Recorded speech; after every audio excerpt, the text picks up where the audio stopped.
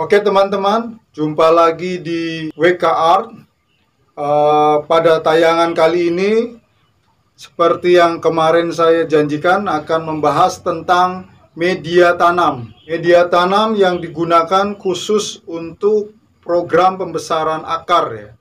Saya tidak menjelaskan secara spesifik bahan apa saja yang digunakan, karena yang terpenting adalah pemahaman teorinya saya rasa. Jadi hasil pengamatan saya menemukan beberapa hal yang sangat menarik dan menurut saya sangat penting untuk dipahami, terutama bagi teman-teman yang masih mencari yang kiranya bagus untuk program pembesaran akar.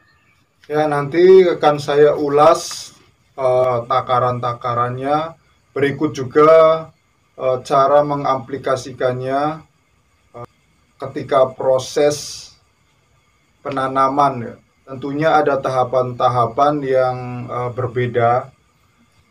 Tahapan itu diantaranya bagaimana komposisi metan untuk bahan yang dibuat dari bahan stek atau cangkok.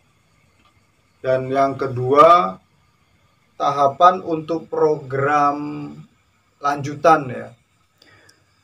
Oke teman-teman, ini ada bahan sancang. Ini sedang masuk program pembesaran. Tentu beda komposisi dan bahan atau material yang digunakan. Oke, sebelumnya saya akan sedikit jelaskan dulu langkah awal sebelum masuk ke tahap ini. Jadi jika teman-teman memiliki bahan dari stek atau cangkok, itu ketika masuk ke dalam pot, material yang dibutuhkan itu halus teksturnya. Fungsinya menstimulus akar serabut supaya banyak dulu. Dari stek yang belum tumbuh, itu nanti akan tumbuh serabutnya banyak, jadi kompak gitu.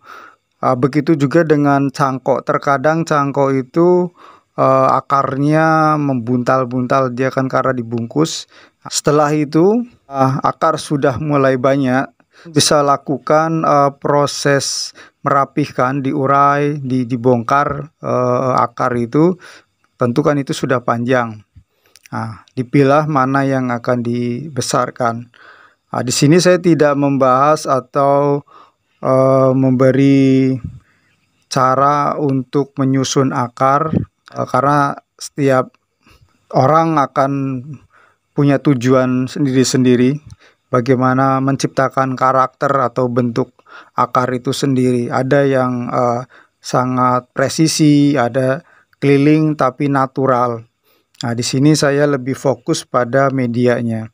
Teman-teman bisa desain sendiri proses menyusun akarnya itu sendiri. Oke, supaya lebih jelas, langsung saja gini, teman-teman bisa siapkan media untuk proses awal penanaman hasil stek atau cangkok.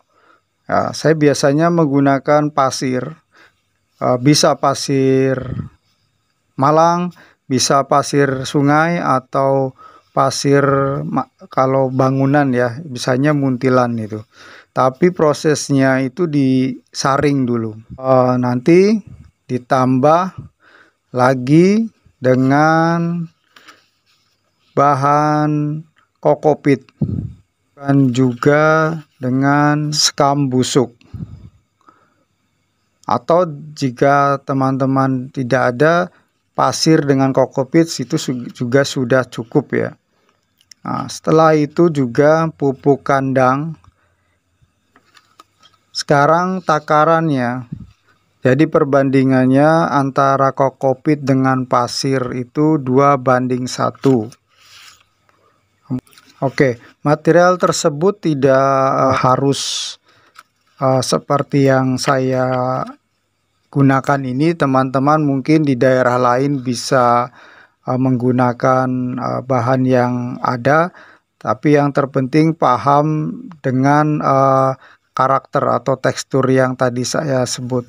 Jadi pasir itu dipakai pasir halus ya, biasanya seperti di Madura kalau nggak salah, atau daerah beberapa pesisir Kalimantan itu juga ada pasir, bukan pasir laut ya, tapi pasirnya halus sekali. Biasanya itu untuk dia habitat untuk tumbuh pohon kayak cucur atap seperti itu.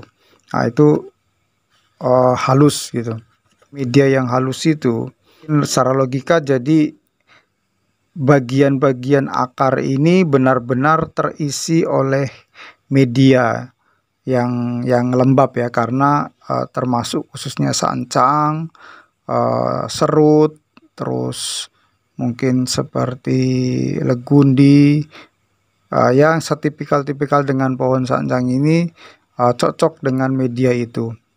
Nah, jadi dengan media yang sifat karakternya halus itu, dia akan membungkus bagian sela-sela secara keseluruhan, dan dia stabil ya untuk mendapatkan kelembapannya itu dibandingkan dengan tekstur yang lebih besar atau berongga. Oke.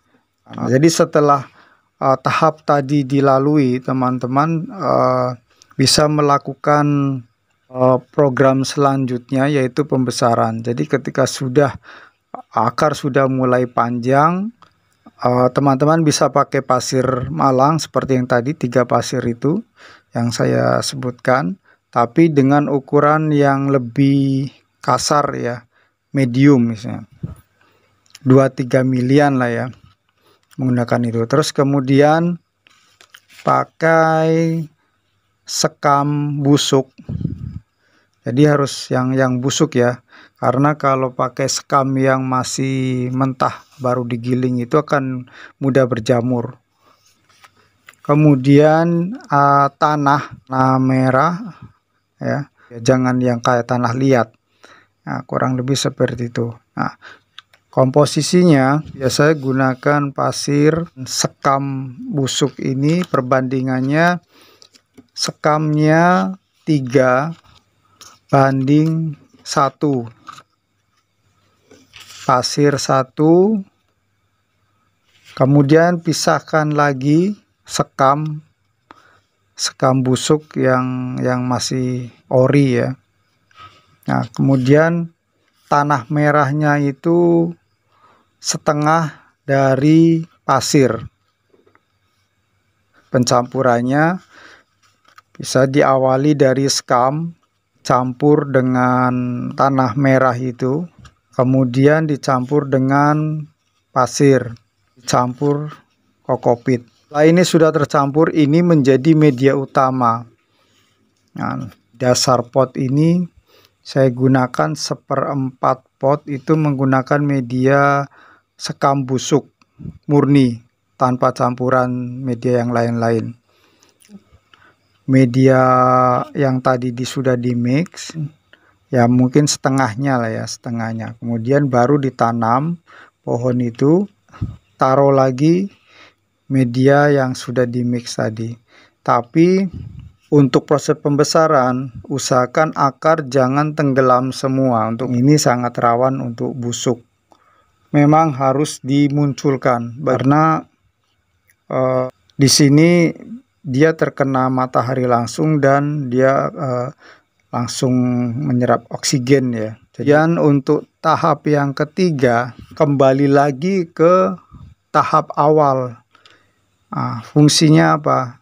Dimana nanti akan disetting di pot yang lebih kecil, akar ini harus sudah yang menjadi root ball itu, jadi tidak mudah stres ketika dipindahkan atau mudah adaptasi walaupun dilakukan pemotongan ketika nanti disetting di pot, karena potnya kan lebih kecil biasanya.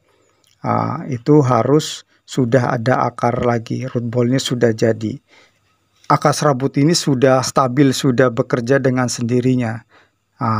Akar yang besar tinggal melanjutkan. Jadi pentingnya termasuk pohon mini ini ya, di saat pemindahan di pot kecil itu. Jadi seringkali kita terlena dengan pembentukan akar sampai besar, sampai keliling, sampai kekar gitu. Nah, setelah nanti proses pemindahan seringkali mati. Nah, itu yang jadi faktor terjadinya kematian itu. Pembentukan root ball ini sendiri nanti coba berikutnya akan saya tayangkan bagaimana caranya sampai ke penanaman ke pot. Jadi nanti teman-teman bisa ikuti di tayangan berikutnya. Oh ya teman-teman, ini semestinya tayangan ini untuk tayangan program Artventure ya, yang sebelumnya sudah dijadwalkan 2 kali dalam 1 minggu. Tapi karena berhubung cuacanya sedang tidak mendukung, terkadang saya agak kesulitan untuk melakukan perjalanan, dan juga mengingat waktu untuk observasi tanaman terlalu cepat ya. Jadi saya mengikuti proses pertumbuhan pohon pada normalnya, yaitu 2 minggu. Jadi kemungkinan untuk program tayang Artventure untuk kedepannya 1 minggu sekali saja. Jadi untuk studio tutorial yang saya jelaskan seperti ini 1 minggu 2 kali, di Rabu sama hari Sabtu ya. Oke, jadi begitu teman-teman ya. Diingat, yang belum aktifkan lonceng silahkan aktifkan supaya tidak tertinggal info selanjutnya.